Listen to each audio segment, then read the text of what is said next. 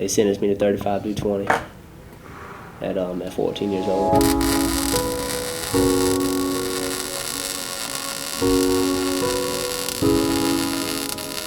You know, throughout my life, my dad, he was a mechanic for 32 years, and he did a lot of welding because he built race cars and stuff. You know, it was of interest. But when I actually figured out about the program, I spoke to Miss Wilson, and she said that, you know, the program was pretty good, and that maybe I should check it out. So I filled out for the class. I didn't make the first class, but I made the second class, and it was actually a good learning experience, and I recommend to all that's here.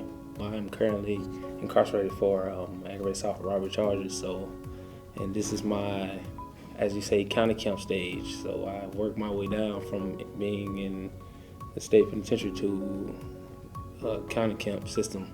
Our state inmates usually come to this facility once they are at the end of their sentence, or if they've been at a prison work camp and they've exemplified good behavior and they put in a recommendation to go to a county camp. A county camp is somewhat of the downside to the sentencing. We are medium security versus the high security, so all of our offenders are on a medium security level. I don't have any too much experience with getting a job and working as, so this right here would be a good step for me to, you know, widen my horizon and learn. It's from 6,000 to 10,000 degrees.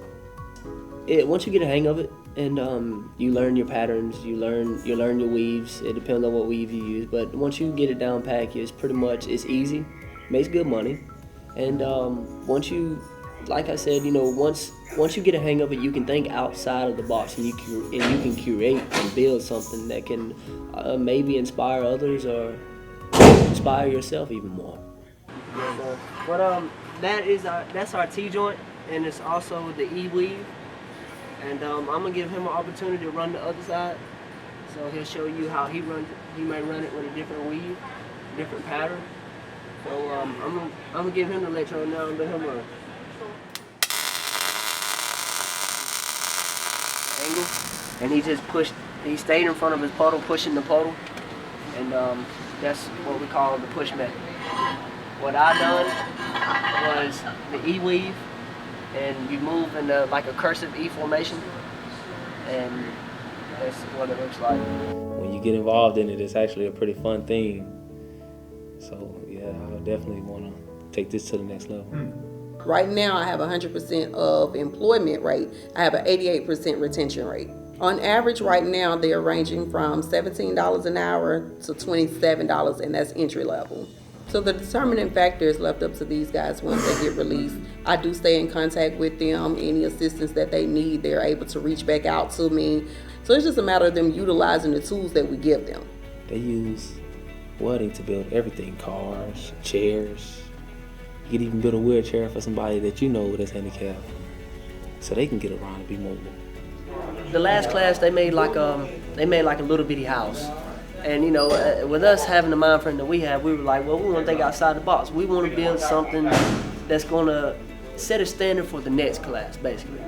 So we used every technique. Every weld on here is pretty much from every one of the 14 that has participated in the welding program.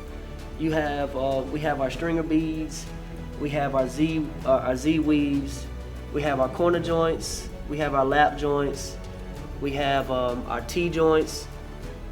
These are also lap joints, but we incorporated, you know, fabrication. We said that we wanted to build something, you know, we wanted to think outside the box. So we come up with the swing, we come up with the back porch. You know, we had all of us thought of a southern, like, I guess you could say southern mind frame.